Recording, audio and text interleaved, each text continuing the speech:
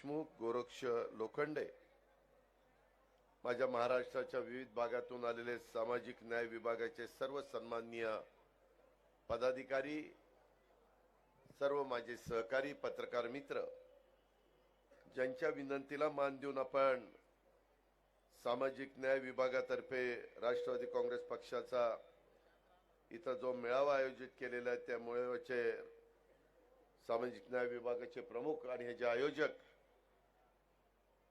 सुनील मगरेजी, कार्याध्यक्ष बाळासाहेब कर्डकची, त्यांचे सर्व सहकारी बंधू भगिनींनो, माझ्या तरुण मित्रांनो, सुरुवातीला मी देखील माजी मुख्यमंत्री मनोहर जोशी साहेब तसंच कारंजा विधानसभा मतदारसंघाचे विद्यमान आमदार राजेंद्र पाटणी या दोघांचा आज सकाळी दुःखद निधन झालं, त्याबद्दल त्यांना भावपूर्ण श्रद्धांजली अर्पण करतो। तसंच आज संत गाडगेबाबा महाराज यांची जयंती, त्यांना विनम्र अशा प्रकारचं अभिवादन करतो। मी सकाळीच बोललेलो होतो, काळ वेळ कुणा करतात सांगून येत नाही, शेवटी अशा प्रसंगाला आपल्याला सामोरं जावं लागतं आणि त्या पद्धतीनं त्यांच्या कुटुंबियांच्या पाठीशी उभं राहावं लागतं। ती आपली परंपरा आहे, ती आपली संस्कृती आहे, त्याचा परंपरेचा आदर निश्चितपणे आपण करूच। आपल्या महाराष्ट्राची भूमी तसं बघितलं तर मराठवाडा ही साधू संतांची, समाज सुधारकांची, महापुरुषांची आणि सामाजिक न्यायाची भूमी ही मराठवाडा आणि महाराष्ट्र आहे। आपल्या या मातीमध्ये गोपुरुष छत्रपती शिवाजी महाराजांच्या रूपात कल्याणकारी राजा जन्माला आला आणि सामाजिक न्याय आणि समतेचा आचार विचार घेऊन राज्य कारभार कसा करावा याची शिकवण 350 पावणे 400 वर्षापूर्वी महाराजांनी आपल्याला सगळ्यांना दिली। संत नामदेवरायापासून झालेली संतांची परंपरा, पुढे संत तुकाराम महाराज, संत ज्ञानेश्वर महाराज, संत चोकोबा महाराज, संत गाडगेबाबा महाराज, राष्ट्रसंत तुकडोजी महाराज, आपल्या सर्वांच्या पर्यंत ही दिशा त्यांनी देऊन दिली। शिवशाहू फुले आंबेडकर यांच्यासारखे द्रष्टे समाज सुधारक आपल्या महाराष्ट्रामध्ये घडले आणि महाराष्ट्राला सामाजिक आणि हक्कासाठी झटणाऱ्या महापुरुषांची परंपरा लाभली। मित्रांनो, राष्ट्रवादी काँग्रेस पक्षाची जबाबदारी माझ्यासारख्या कार्यकर्त्यांनी तुमच्या सगळ्यांच्या जीवावर, तुमच्या सगळ्यांच्या पाठिंब्यावर 30 तारखेला मी ज्यावेळी स्वीकारली आणि त्याच्यानंतर महाराष्ट्रामध्ये मोठ्या प्रमाणावर आपण वेगवेगळ्या प्रकारचे मेळावे अलीकडच्या काळामध्ये घेतले। महिलांचा मेळावा झाला, युवकांचा मेळावा झाला, अल्पसंख्याकांचा मेळावा झाला, सोशल मीडियाचा देखील एक मेळावा झाला, विद्यार्थ्यांचा मेळावा काही कारणानिमित्त परभणीला घेणार होतो परंतु तो पुढे ढकलला आणि आज माझं मराठवाड्याचा प्रवेशद्वार छत्रपती संभाजीनगर इथं हा मेळावा तुमच्या सगळ्यांच्या साक्षीने होतोय। मला थोडासा यायला उशीर झाला कारण गंगापूरला पुण्यश्लोक अहिल्यादेवी होळकरांचा पूर्णाकृती पुतळा आपल्या आमदार सतीशरावांच्या पुढाकारानं आणि तिथल्या सहकारी मित्रांच्या मदतीनं आज त्याचा अनावरणाचा कार्यक्रम ठेवलेला होता आणि तिथेही मोठा समाज हा जमलेला होता आणि त्याच्यामुळे मला तुमचा मेळावा सुरू झाला त्याच्या वेळेस येता आलं नाही। पण तटकरे साहेब सांगत होते, आमचे त्या ठिकाणी मगरजी सांगत होते की दादा सुरुवात साधारण 12:30 वाजता आम्ही केली आणि सुरुवात करत असता अनेकांनी आपली आपली भूमिका, अनेकांनी आपले आपले विचार मांडले। आपण सगळेजण समतेचा विचार करणारे, लोकशाही मानणारे, त्याच्यामध्ये बहुमताचा आदर करणारे, सर्व जाती धर्माच्या लोकांना कसा न्याय देता येईल याबद्दलची आपली भूमिका असते। माझ्या आधीच्या अनेक वक्त्यांनी त्यांची मतं मांडत असताना ज्यावेळेस आम्ही बहुजन समाजाच्या करता, दुर्लक्षित समाजाच्या करता, वंचित समाजाच्या करता जो शेवटचा माणूस आहे त्यालाही मदत झाली पाहिजे ह्या भूमिकेतनं ज्यावेळेस उद्धव ठाकरेंच्या नेतृत्वाखाली शिवसेनेचं सरकार होतं त्यामध्ये देखील आपण सामील होतो आणि त्याच्यानंतरच्या काळामध्ये काही कारणांनी ते सरकार पडल्यानंतर 1 वर्षांनी आपण ह्याही सरकारमध्ये सामील झालो. तुम्ही एक गोष्ट लक्षात घ्या, सत्तेला हपापलेले आपण नाहीये. शेवटी ज्या भागाचं आपण प्रतिनिधित्व करत असतो, ज्या राज्याचं प्रतिनिधित्व करत असतो, त्या राज्याचे प्रश्न सुटले पाहिजे. बहुजन समाजाला मदत झाली पाहिजे. वेगवेगळ्या घटक जर कुठल्या विकासाच्या बाबतीमध्ये मागे राहत असेल तर विकास करण्याच्या करता आपण पाठपुरावा केला पाहिजे. आज देखील सकाळी मी आणि माझे सहकारी आलो त्यावेळेस पहिल्यांदा आम्ही आपल्या छत्रपती संभाजीनगरच्या जिल्ह्याचा आढावा घेण्याचं काम केलं. 2 तास ती बैठक झाली आणि त्याच्यामध्ये दिले पैसे किती, खर्च केले किती, आता राहिलेत किती, ते किती दिवसात खर्च होणार, अजून काय महत्त्वाच्या समस्या आहेत, त्याच्यामध्ये माझ्या जिल्हा परिषदेच्या शाळेमध्ये अंगणवाडीच्या मध्ये जाणाऱ्या मुलाला मुलीला न्याय मिळतो का नाही, त्यांना नीट निवारा आहे का नाही, त्यांना ज्या सवलती आपण मंत्रालयामध्ये बसून देतो त्या त्यांच्यापर्यंत पोहोचतात की नाही, ह्या सगळ्याचा आढावा आम्ही सगळ्यांनी तिथे घेतला. त्यांच्या ज्या राज्य स्तरावरच्या अडचणी होत्या त्या दूर करण्याच्या करता मी जबाबदारी स्वीकारली आणि जे जिल्ह्याच्या स्तरावरचे प्रश्न आहेत ते पालकमंत्री आणि इतर मंत्री आमदारांना सांगितलं की हे तुम्ही जिल्हाधिकारी आणि कलेक्टर, तुमचे मुख्य कार्यकारी अधिकारी ह्या सगळ्यांना घेऊन ते मार्गी लागले पाहिजे. ह्याकरता सरकार चालवायचं असतं. अलीकडच्या काळामध्ये महायुतीचं सरकार आपण सगळेजण चालवतो. एकनाथराव शिंदे मुख्यमंत्री आहेत, देवेंद्रजी उपमुख्यमंत्री आहेत. साधारण राष्ट्रवादी काँग्रेस पक्षाला ज्या 10 जागा आल्या त्याच्यामध्ये त्या दिवशी एक अडचण आली म्हणून 1 जागेचं शपथ झाली नाही, परंतु 9 जागा देत असताना आपण फक्त कृतीमध्ये बोलून दाखवत नाही तर कृती करतो. तुम्ही पहा, आपले 9 जागा देत असताना तिथं मागासवर्गीय समाजाला प्रतिनिधित्व दिलं, भटक्या समाजाला प्रतिनिधित्व दिलं, ओबीसी समाजाला प्रतिनिधित्व मंत्रिमंडळामध्ये दिलं, महिलेला प्रतिनिधित्व आपण त्या ठिकाणी दिलं, त्याच्या संदर्भामध्ये अल्पसंख्याकाला प्रतिनिधित्व दिलं, त्यामध्ये सर्वसाधारण गटातनं आपण प्रतिनिधित्व दिलं. सांगायचं तात्पर्य वेगवेगळ्या रिजनचाही विचार केला. पश्चिम महाराष्ट्र, कोकण, तिथं उत्तर महाराष्ट्र, विदर्भ, ह्या सगळ्याचा विचार करून त्या भागामध्ये प्रतिनिधित्व देण्याचा आदिवासीला पण प्रयत्न त्या ठिकाणी केला. आणि म्हणून आपण कृती करणारी माणसं आहोत. पाठीमागे 2.5 वर्ष आपला विभाग हा धनंजय मुंडेंच्याकडे होता. त्यांनाही मी नेहमी सांगायचो अर्थमंत्री म्हणून, धनंजय सामाजिक न्याय विभागाला जो काही निधी लागेल तो दिला जाईल. आदिवासी विभागाला पण तीच भूमिका मी सांगायचो. मित्रांनो, शेवटी समाजाची संख्या काय पर्सेंटेज आहे त्या पर्सेंटेज मध्ये त्यांना निधी गेला पाहिजे आणि तो त्यांच्यापर्यंत पोहोचला पाहिजे. मध्ये कधी कमी निधी द्यायला जायचा, मी यावेळेस आल्यानंतर ताबडतोब त्याच्यात हस्तक्षेप केला आणि ती भर पण भरून काढली. आर्थिक वर्ष संपल्यानंतर तुम्ही पहा, प्रत्येक घटकाला त्याच्या न्याय हक्काप्रमाणे निधी हा महायुतीच्या सरकारच्या माध्यमातून गेलेला असेल. हे राष्ट्रवादी काँग्रेस पक्षाचं काम आहे, हे त्याच्यामध्ये आपली भूमिका आहे. परंतु ही भूमिका बजावत असताना काही जण त्यांना आता कुठला मुद्दा नाही त्याच्यामुळं कधी कधी सांगायचं संविधान बचाव देश बचाव. मित्रांनो, मी अतिशय स्पष्टपणे तुम्हाला सांगतो, घटनेचे शिल्पकार डॉक्टर बाबासाहेब आंबेडकरांनी जे आपल्याला संविधान दिलंय, जोपर्यंत सूर्य आणि चंद्र आहे तोपर्यंत कोणताही मायेचा लाल हे संविधान बदलू शकत नाही.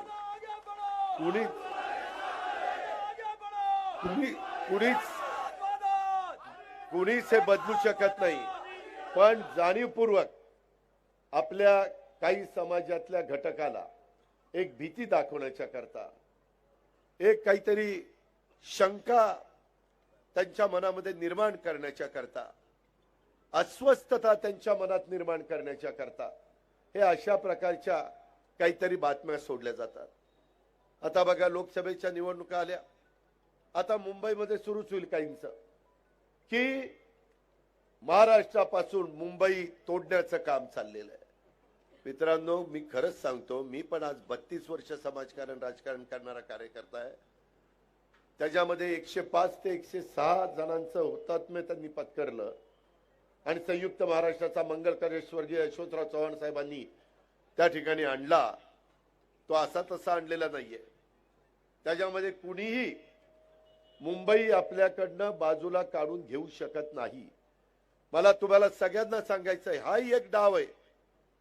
निवडणुकीच्या निमित्तानं मराठी माणसाची, महाराष्ट्रीयन माणसाची मतं मिळवण्याच्या करता काहीतरी अशा पद्धतीनं वल्गना करायच्या, लोकांच्या मनामध्ये भीती निर्माण करायची आणि मतं काही जण जसं समाजामध्ये तेढ निर्माण करून जातीय विष पेरण्याचं काम करतात, दुफळी माजवण्याचं काम करतात आणि त्याच्यातनं स्वतःची राजकीय पोळी भाजण्याचा प्रयत्न करतात. तशाच पद्धतीनं ही एक गोष्ट आहे. माझी आपल्याला स्पष्ट सांगायचं आहे, आपण विकास डोळ्यासमोर ठेवून काम करणारे हे सगळे सहकार्य. आपल्याला विजन आहे. मगाशी महेश शिंदेनी बोलत असताना सांगितलेली वस्तुस्थिती खरी आहे. आज 135 कोटीच्या देशामध्ये तुम्ही सहज नजर फिरवली तर आज कोण मजबूत नेता आहे की जो भारताचं नेतृत्व जगाच्या कुठल्याही देशामध्ये अतिशय खंबीरपणे करू शकतात. आज भारतामध्ये देखील सर्व समाजाला एकत्र येऊन भारत ही एक महाशक्ती कशी बनेल, भारत ही 2028 पर्यंत तिसऱ्या क्रमांकावर अर्थव्यवस्थेच्या बाबतीमध्ये कशी येईल, आज 5व्या क्रमांकावर असणारी आपली अर्थव्यवस्था ही त्यावेळेस $5 ट्रिलियन कशी होईल आणि त्याच वेळेस तुमच्या माझ्या शिवशाहू फुले आंबेडकरांच्या महाराष्ट्राची अर्थव्यवस्था ही $1 ट्रिलियन कशी होईल. त्याच्यामध्ये तुम्हाला कदाचित वाटेल $1 ट्रिलियन, $5 ट्रिलियन, त्याच्यातनं आम्हाला काय मिळणार आहे. मित्रांनो, त्याच्यातनं मोठ्या प्रमाणावर रोजगार निर्माण होतो. वेगवेगळ्या बंदरांची कामं चाललेली आहेत, वेगवेगळ्या विमानतळांची कामं चाललेली आहेत, वेगवेगळ्या कोस्टल रोडची कामं चाललेली आहेत, नॅशनल हायवेची कामं चाललेली आहेत. नागपूर मुंबई समृद्धी मार्ग हा आता मुंबईपर्यंत जवळपास होत आलेला आहे. अशा कितीतरी गोष्टी आपण करतो. तुम्हाला तर आश्चर्य वाटेल, एकनाथराव शिंदे, देवेंद्र फडणवीस, मी आणि सरकारने मिळून आता 1,05,000 कोटीची कामं पाईपलाईन मध्ये, आणि ही सगळी डेव्हलपमेंटची आहेत, ही सगळी विकासाची आहेत. त्याच्यातनं दळणवळण सुलभ व्हावं, त्याच्यातनं पर्यटन वाढावं, त्याच्यातनं स्थानिकांना रोजगार निर्माण व्हावा, त्याच्यातनं बेरोजगारी हटावी. आता आपण 6 रिजन मध्ये प्रत्येक रिजनला 5-5 कोटी रुपये हे रोजगार मिळावे, नमो रोजगार मिळावे म्हणून दिलेले. मला वाटतं आजच लातूरला आहे सूरज, आजच लातूरला आहे. 2 तारखेला पश्चिम महाराष्ट्राचा आहे. हे कशा करतात, त्याच्यातनं काही हजार मुलींना नोकऱ्या मिळतात. मधी नागपूरला पण घेण्यात आला. वेगवेगळ्या उद्योगपतींची गुंतवणूक ही आपल्याकडे कशी होईल, त्याच्यामध्ये उद्योगधंद्यांना पोषक अशा प्रकारचं वातावरण कसं निर्माण करता येईल, त्याच्याकरता वेगवेगळ्या सवलती कशा देता येईल. जिथं कुणी गुंतवणूक करायला जात नाही अशा भागामध्ये त्यांना सवलती देऊन कसं तिथं आकर्षित करता येईल, ह्या पद्धतीचं काम आमच्या सगळ्यांचं चाललेलं आहे. मित्रांनो, मी तर 2 जुलैला मी भुजबळ साहेबांनी, हसन मुश्रीफ साहेबांनी, संजय बनसोडेंनी, आदित्य तटकरेंनी, दिलीप वळसे पाटलांनी, आम्ही सगळ्यांनी शपथ घेतला. मंत्रिमंडळामध्ये आम्ही गेलो, परंतु त्या दिवसापासून विकासाचाच मुद्दा डोळ्यासमोर ठेवून आम्ही बोलतोय. ठीक आहे, माझ्या आधीच्या वक्त्यांनी काही बोलत असताना काही समोरच्यांनी, विरोधी बाजूच्या लोकांनी काही पातळी सोडली असेल, परंतु नेहमी मी माझ्या कार्यकर्त्याला सांगतो की बाबांनो, स्वर्गीय यशवंतराव चव्हाण साहेबांनी आपल्याला सुसंस्कृत महाराष्ट्र कसा असतो, कसा घडतो आणि कसा पुढे न्यायचा असतो ह्याची शिकवण दिलेली आहे. ते एखादा चुकला तर आपण चुकण्याचं कारण नाही. आज सोशल मीडियाचा वापर अतिशय खालच्या पातळीवर त्या ठिकाणी होतोय. त्याला जेवढ्याच तेवढं उत्तर देऊन आपण विकासाचा मुद्दा घेऊन पुढे जाण्याचं काम करू. आज महिलांच्या बाबतीमध्ये आमची आदिती तटकरेंनी आपल्या 4थं महिला धोरण आणलेलं आहे. त्याच्यामध्ये महिलांना सक्षम कसं करता येईल, त्यांना स्वतःच्या पायावर उभं कसं करता येईल, आर्थिक बाबतीत राजकीय बाबतीमध्ये देखील त्यांना निर्णय प्रक्रियेमध्ये कसं घेता येईल याबद्दलचा प्रयत्न त्याच्यामध्ये झालेला आहे. त्याच्यातून महिलांना पुरुषांना बरोबरीची वागणूक देणारी राष्ट्र ही पुढे गेलेली आहे. त्याच्यात आपलं राष्ट्र मागे राहू नये, आपलं राज्य मागे राहू नये. नेहमीच शिवाजी महाराजांनी पण महिलेला मान सन्मान दिलेल्या इतिहासामध्ये नोंद आहे. त्याचीच आपण वाटचाल तशा पद्धतीने चालू ठेवायची ही राष्ट्रवादी काँग्रेस पक्षाची भूमिका आहे. मित्रांनो, अलीकडे वेगवेगळ्या ठिकाणी आता परवा बघा, पुण्यासारख्या इतक्या मोठ्या प्रमाणावर देशामध्ये काही भागामध्ये ड्रग्जचं रॅकेट आहे. 4000 कोटी रुपयाचं ड्रग्ज सापडलं. कशाला म्हणतात 4000 कोटी? आज नवी पिढी आणि त्याचा मास्टर माइंड कुठे आहे? पंजाबमध्ये सापडला. मी अधिकाऱ्यांना सांगितलं, मुख्यमंत्री उपमुख्यमंत्री सांगितलं, कुठपर्यंत धागेदोरे जातात ते पहा. कुणी मायेचा लाल असला तरी त्याला सोडायचा नाही. अरे तुम्हाला एवढं आई वडिलांनी जन्माला घातल्यानंतर तुम्हाला नवी पिढी बर्बाद बेचिराग करण्याचा अधिकार दिलाय कुणी? त्यांना चुकीच्या रस्त्याने जाण्याच्या करता तुम्ही स्वतः पैसे कमवण्याच्या करता असले धंदे करता. यांना तर असल्यांना फाशीची शिक्षा दिली पाहिजे. अजिबात त्यांना कुठं मुलायजा ठेवण्याचं कारण नाही. कारण याशिवाय खऱ्या अर्थाने चांगला समाज आपल्याला निर्माण करता येणार नाही. मी तिथला पालकमंत्री, मी आज रात्रीच तिथं पुण्याला जातोय. पुन्हा रात्री किंवा सकाळी लवकर अधिकाऱ्यांची मीटिंग घेऊन कुठपर्यंत आले, अजून काय चाललंय, काही काहींचे धागेदुरे दिल्ली मध्ये काही माणसं मिळाली. या पद्धतीचं काम चाललेलं आहे. आणि विरोधकांना तर असा मुद्दा, उलट पोलीस खात्याने ह्या पद्धतीनं चौकशी करून 4000 कोटीचं ड्रग्ज पकडलं, त्यांचं मॉरल कसं वाढेल हे बघितलं पाहिजे. त्याच्यात टीका टिप्पणी करायची. मित्रांनो, मधल्या काळामध्ये पण कायदा सुव्यवस्थेच्या बाबतीमध्ये जे घडलं, काही ठिकाणी सत्ताधारी पक्षाच्या आमदारांनी गोळ्या झाडल्या. तिथं मुळशीमध्ये एका गुंडांनी गुंडाला मारलं. त्याच्या संदर्भामध्ये दोघं मित्र जवळजवळ बसले होते. बाहेर कार्यक्रम चाललाय, दोघे तिथं बोलतायत, आपण सगळेजण पाहतोय आणि त्याच्यातला एक जण उठतोय आणि दुसऱ्या सहकार्याला त्या घोसाळकरला गोळ्या झाडतोय. हे कसंच आहे पद्धत? कुठली पद्धत? त्याकरता आता रिव्हॉल्वर पिस्तूल देण्याच्या करता देखील कडक भूमिका घेण्यात आलेली आहे. शेवटी प्रत्येकाला जगण्याचा अधिकार आहे, तो आपल्याला बाबासाहेबांनी दिलेला आहे. प्रत्येकाला इतरांच्या बरोबरीने वागणूक देण्याचा अधिकार आहे, तो देखील आपल्याला बाबासाहेबांनी दिलेला आहे. आणि म्हणून जसं संविधान त्यांनी दिलं तसं कायदा आणि घटना त्यांनी दिलेली आहे, त्याचाही आदर करत एवढा मोठा भारत देश, जगामध्ये इथल्या वेगवेगळ्या राज्यामध्ये आणि देशामध्ये अनेक प्रसंग आले, परंतु आपला देश हा एकसंघ राहिलेला आहे. त्याला एकमेव कारण ते म्हणजे घटनेचे शिल्पकार डॉक्टर बाबासाहेब आंबेडकरांनी दिलेलं संविधान आणि त्यांनी दिलेली घटना. हे कदापि आपण कोणी विसरू शकत नाही. आणि म्हणून ह्या रस्त्यानेच आपल्याला पुढे गेलं पाहिजे. आणि आपला सामाजिक विभाग हा याच पद्धतीचा विचार करतोय. सामाजिक न्याय विभाग ही पण बाब आपण सगळ्यांनी लक्षामध्ये घेतली पाहिजे. मगाशी मी सांगितलं, ज्या 3 घटना घडल्या त्याच्यातनं काय चाललंय करून एवढं पोलीस दलाला, त्या उपमुख्यमंत्र्याला दोष द्यायचा प्रयत्न केला. तुम्ही मला सांगा की एकत्र जेवतात आणि एकत्र जेवून बाहेर येतात आणि बाहेर आल्यावर त्याच्यातलाच दुसऱ्याला गोळ्या घालतो. आता पोलिसांनी एकत्र जेवत असताना तिथं तपासायचं, ही एकत्र जेवणारी ही पिस्तूल घेऊन जेवतायत का आणखीन काय करतायत? तिथं तपासलं तरी म्हणतात आमच्या घरात तुम्हाला यायचं काय कारण आहे? तीच गोष्ट तिथं जी घडली ती घोसाळकरांच्या बाबतीमध्ये घडली. घटना सगळी अतिशय दुर्दैवी आहे, कुणाच्याच बाबतीमध्ये ती घडता कामा नये. पण ह्यामध्ये सत्ताधारी पक्षाच्या आमदारांनी ज्यावेळेस गोळ्या घातल्या, तुम्ही बघा, गोळीबाराचा आवाज आल्यानंतर त्या पोलीस चौकी स्टेशनला बाहेरचे 2 पोलीस आले आणि एकाने आमदाराला पकडलं, एकाने दुसऱ्याकडे ज्याला गोळ्या घातल्या ना तोही गायकवाडच होता, त्याच्याकडेही पिस्तूल होता, त्या दोघांनाही पकडलं. एखादे पोलीस घाबरले असते की रिव्हॉल्वर आपल्यावर जर गोळ्या मारल्या तर काय होईल. परंतु जीवाच्या पर्वा न करता पोलीस खात्याच्या आमच्या त्या शिपायांनी तिथल्या अधिकाऱ्यांनी काम केलं, हे आपल्याला राज्यामध्ये सगळीकडे करायचं. त्याकरता कायदा सुव्यवस्था चांगली ठेवायची. त्याच्यामध्ये मी नेहमी माझ्या राष्ट्रवादी काँग्रेस पक्षाच्या कार्यकर्त्यांना सांगतो, माझे कुणी पदाधिकारी असले तर बाबांनो आम्ही पण कडक आहोत. माझाही प्रशासनावर जबरदस्त असा पगडा आहे.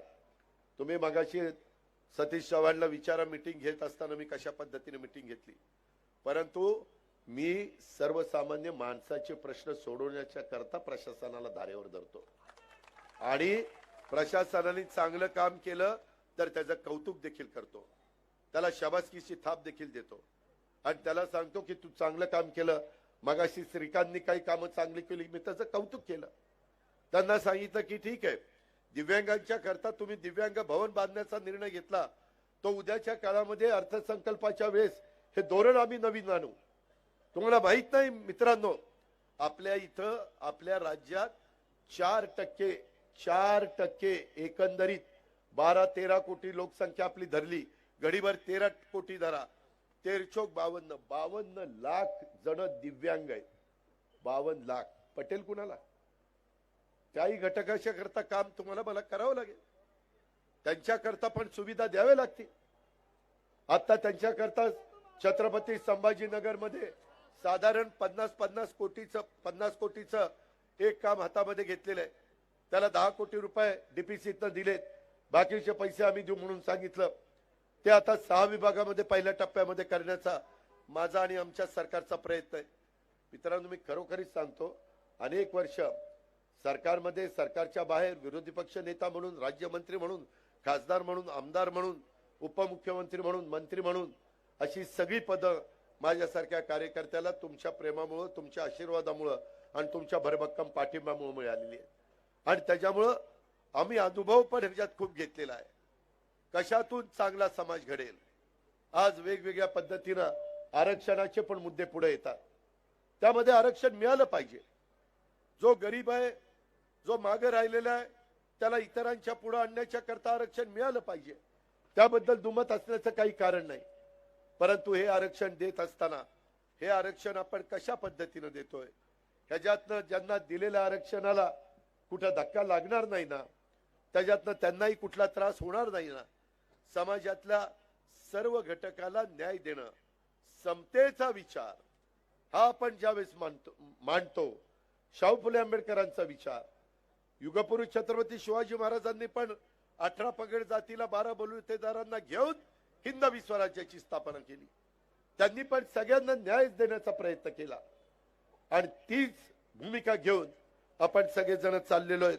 आणि म्हणून त्या पद्धतीनं आमच्या सामाजिक न्याय विभागाने पण बाळासाहेब असतील, सुनील मगरे असतील किंवा त्यांच्याबरोबर काम करणारे जिल्ह्याचे सर्व अध्यक्ष असतील, जिल्ह्याचे सर्व पदाधिकारी असतील, यांनी पण तशाच पद्धतीनं पुढे गेलं पाहिजे. महाराष्ट्राचे पहिले मुख्यमंत्री म्हणून स्वर्गीय यशवंतराव चव्हाण साहेबांनी आधुनिक महाराष्ट्राची घडी बसवत असताना या परंपरेला पुढे देण्याचं काम राष्ट्रवादी काँग्रेस पक्ष महायुतीच्या सरकारमध्ये बसून करतंय. राजकारण करत असताना त्याला समाजकारणाची पण जोड द्यायची असते, तरच समाज घटकातल्या शेवटच्या माणसाला न्याय मिळू शकतो. ही शिकवण त्यांनी आपल्याला सर्वांना दिलेली आहे आणि त्या शिकवणीतनच बहुजन समाजाच्या करता, सर्व जाती धर्माच्या लोकांच्या करता आपण सरकारमध्ये गेलेलो आहे. आणि त्यावेळेस पासून देखील जे काही निर्णय आपण महिलांच्या बाबतीत, आमच्या बळीराजा शेतकऱ्याच्या बाबतीत, युवतींच्या बाबतीमध्ये घेतोय, आज मोठ्या प्रमाणावर नोकऱ्यांच्या करताची भरती आपण त्या ठिकाणी चालू केलेली आहे. ही पण बाब आपण लक्षामध्ये घेतली पाहिजे. महात्मा गांधी यांनी देशाच्या स्वातंत्र्यासाठी त्या काळामध्ये अहिंसेची चळवळ उभारली. त्याच वेळी त्यांनी ही चळवळ उभी करत असताना सामाजिक ऐक्य, धार्मिक सलोख्यासाठी त्यांनी लोकांच्या मध्ये जाऊन काम केलं आणि गांधींचं महाराष्ट्राची जवळचं नातं होतं. त्यांच्या विचारातूनच पुढे विनोबा भावे यांनी भूदान चळवळ राबवली. सामाजिक न्यायासाठीच ते त्या काळामध्ये उचललेलं मोठं पाऊल होतं. हा आपल्या महाबांधवांचा, विचारांचा आणि कृतीचा वारसा हा मित्रांनो सामाजिक न्याय विभागाच्या मार्फत आपल्याला सगळ्यांना पुढे न्यायचा आहे आणि त्याकरता आज हा मेळावा आयोजित केलेला आहे. इथून पुढे तुम्ही आपापल्या घरी जात असताना ही सतत आठवण, शिकवण मनामध्ये ठेवा. लवकरच लोकसभेच्या निवडणुका लागतील. काही ठिकाणी जागा राष्ट्रवादीला मिळेल, काही ठिकाणी शिवसेना शिंदे साहेबांच्या पक्षाला मिळेल, काही बाबतीमध्ये तिथं भाजपला मिळेल किंवा इतर काही राजकीय पक्ष मित्र एनडीएचे आहेत त्यांना त्या बाबतीमध्ये मिळेल. तिथं ज्याला कुणाला जागा मिळेल त्याचं काम राष्ट्रवादी काँग्रेस पक्षाच्या सगळ्या सेलच्या पदाधिकाऱ्यांनी आणि कार्यकर्त्यांनी मनापासून केलं पाहिजे. ही माझी तुम्हाला सगळ्यांना आजच्या सामाजिक न्याय मिळवायच्या निमित्तानं आपल्याला सगळ्यांना आग्रहाची विनंती आहे. सामाजिक न्याय हा केवळ बोलण्याचा विषय नाहीये, हा कृतीतून दाखवण्याचा विषय आहे. हे देखील आपण सर्वांनी लक्षामध्ये घेतलं पाहिजे. यासाठी आपल्याला काम करायचंय. काही जण सामाजिक न्याय या विषयावर भाषण देतात मात्र कृती करत नाहीत. आपल्याला तसं अजिबात करायचं नाहीये. आपण आपल्या पक्षातर्फे सर्व समाज घटकांना पक्ष संघटनेमध्ये आणि सरकारमध्ये प्रतिनिधित्व दिलेलं मी मगाशीच सांगितलं. मी काम करणारा माणूस आहे, फक्त बोलणारा माणूस नाहीये. माझी आपणा सर्वांकडनं देखील हीच अपेक्षा आहे. आम्ही जाईल तिथं राष्ट्रवादी काँग्रेस पक्षामध्ये मोठ्या प्रमाणावर वेगवेगळे कार्यकर्ते येतात. आता पण माझं भाषण संपल्यानंतर काही जळगाव परिसरातले तिथले कार्यकर्ते आज प्रवेश करणार आहेत, काही माझ्या महिला प्रवेश करणार आहेत, काही माझे इतर सहकारी प्रवेश करणार आहेत. सभा डिस्टर्ब होऊ नये म्हणून मी त्यांना सांगितलं की माझं भाषण संपल्यावर आपण ते प्रवेश करू. उद्या मी पुण्याच्या भागात आहे, तिथं काही असंख्य कार्यकर्ते प्रवेश करणार आहेत. परवा सकाळी मी इंदापूरच्या भागात आहेत, तिथं काही जण शिरूर आणि हवेली या परिसरातले कार्यकर्ते, कर्जत जामखेडचे कार्यकर्ते तिथेही प्रवेश करणार आहेत. बेरीज वाढते, आपण बेरीजेचं राजकारण करतोय. माझी तुम्हाला एक सांगणं आहे, तुम्ही पहिल्यापासून आपल्या बरोबर आहे. तुम्ही असं मनात आणू नका की बाबा आता यांना तुम्ही प्रवेश देताय म्हणजे आमचं काय करणार. पहिल्यांदा पण मान सन्मान ठेवलाच जाईल. राष्ट्रवादी काँग्रेस पक्षामध्ये पहिला कोण नंतर आलेला कोण असा भेदभाव न करता ज्याच्यामध्ये कर्तृत्व असेल, ज्याच्यामध्ये नेतृत्व असेल, ज्याच्यामध्ये समाजातल्या सर्व जाती धर्माला बरोबर घेऊन न्याय देण्याची भूमिका असेल, ज्याचं चारित्र्य स्वच्छ असेल, अशा लोकांना आपण प्राधान्याने संधी देणार आहोत. याची पण जाणीव आपण सर्व कार्यकर्त्यांनी आवर्जून त्या बाबतीमध्ये ठेवावी. शोषित, वंचित, दलित, आदिवासी समाजासाठी आपण सरकारच्या माध्यमातून अनेक योजना राबवतोय. सामाजिक दृष्ट्या मागास असलेल्या समाजाच्या कल्याणासाठी काम करणं ही तुमची माझी सर्वांची नैतिक जबाबदारी आहे, कर्तव्य आहे. शासनाच्या माध्यमातून घरकुल योजना असो, विद्यार्थ्यांना स्कॉलरशिप देण्याचा प्रश्न असो, वसतिगृह बांधण्याचा प्रश्न असो, वस्ती सुधार योजना असो, आर्थिक सक्षमीकरण योजना असो, अशा अनेक योजना आपण वेगवेगळ्या समाजाच्या करता राबवतोय. आदिवासी, मागासवर्गीय, एससी एसटी समाजाच्या विद्यार्थ्यांच्या करता शासनाने TR, TI, बार्टी, सारथी, महाज्योती, अमृत अशा संस्था निर्माण केलेल्या आहेत. आणि अशा संस्थांच्याकडनं विद्यार्थ्यांना देण्यात येणाऱ्या स्कॉलरशिप, प्रशिक्षण, कौशल्य विकास, विविध उपक्रमात समानता आणण्याचा आपला सर्वकष अशा प्रकारचं धोरण आहे. मित्रांनो, आम्ही त्याच्याही पुढे जाऊन हाही विचार करतोय की समाजातली प्रत्येक मुलगी तिला कसं शिक्षण घ्यायचंय ते तिनं त्या ठिकाणी ठरवावं. आणि ती गरिबाच्या घरातली असेल, ती कुठल्याही जाती धर्माची असू द्या, परंतु तिचे आई वडील गरीब असतील तर त्या मुलीचा दोष नाहीये. म्हणून त्या मुलीला तिला जे शिक्षण पाहिजे ते शिक्षण देण्याची जबाबदारी राज्य सरकार त्या ठिकाणी उचलतंय आणि त्याकरता लागेल तेवढा पैसा खर्च करण्याची तयारी आहे. नेहमी आपण सांगतो, एक मुलगी शिकली की अख्खं कुटुंब पुढे येतं. फक्त चूल आणि मूल एवढंच आता महिलांनी मुलींनी पाहायचं नाही, तर ह्या राज्यामध्ये, ह्या देशामध्ये, आपल्या परिसरामध्ये महत्वाची भूमिका देखील बजावण्याचं काम हे आमच्या महिलांनी, युवतींनी, मुलींनी, आया बहिणींनी सगळ्यांनी केलं पाहिजे. अशाही प्रकारची माझी आपल्याला सगळ्यांना सांगणं आहे. येतं वर्ष हे निवडणुकीचं वर्ष आहे. राष्ट्रवादी काँग्रेस पक्षाच्या सर्व उमेदवारांना छोट्यातला छोटा समाज घटक जोडून देणं हे तुमच्या सर्व विभागाचं, सामाजिक न्याय विभागाचं नाही, सर्व विभागाचं काम आहे. एखाद्या समाज घटकाला आपल्या पक्ष संघटनेत अजूनही स्थान नसेल मिळालं तर ते आमच्या लक्षात आणून द्या. त्यांना कसं तिथं स्थान मिळवून द्यायचं हे आम्ही नक्की बघू. मी आज सगळ्या सेलच्या प्रमुखांना सांगतो अनेक सेलचे प्रमुख इथं आहे, तुमच्या सेलचे जिल्हा अध्यक्ष, तिथली कार्यकारिणी, तिथली तालुका कार्यकारिणी, शहर कार्यकारिणी ही त्या ठिकाणी नेमत असताना समाजातल्या सर्व घटकाला तिथं प्रतिनिधित्व मिळतंय का नाही ही पण जबाबदारी तुमची आमची प्रत्येकाची आहे। प्रत्येक गावामध्ये जाऊन तुम्ही छोट्या छोट्या सभा घेतल्या पाहिजेत। तांड्यावर पाड्यावर मी जे तुम्हाला सांगितलं ते त्यांच्या पुढे मांडा। तुम्ही जे माझ्या आधी ऐकलंय त्यांचं म्हणणं मांडा। प्रत्येक जिल्ह्यात अशा छोट्या छोट्या 100 लोकांच्या किमान 300 सभा तुमच्या विभागामार्फत व्हायला हव्यात, याची जबाबदारी मगरेजी तसंच बाळासाहेब तुमची सगळ्यांची आहे। आज देशात राष्ट्रपती आदिवासी समाज घटकातून आलेले आहेत, पंतप्रधान स्वतः सांगतात मी ओबीसी समाजातून आलेलो आहे। मागे राष्ट्रपती महोदय मागासवर्गीय समाजातून आलेले होते। केंद्रातलं सरकार आणि राज्यातलं सरकार विविध समाज घटकांना अनेक योजना राबवतंय, ते सर्व तुम्ही लोकांच्या पर्यंत घेऊन जा। आता निवडणूक आलेली आहे तेव्हा सर्वांनी कामाला लागलं पाहिजे।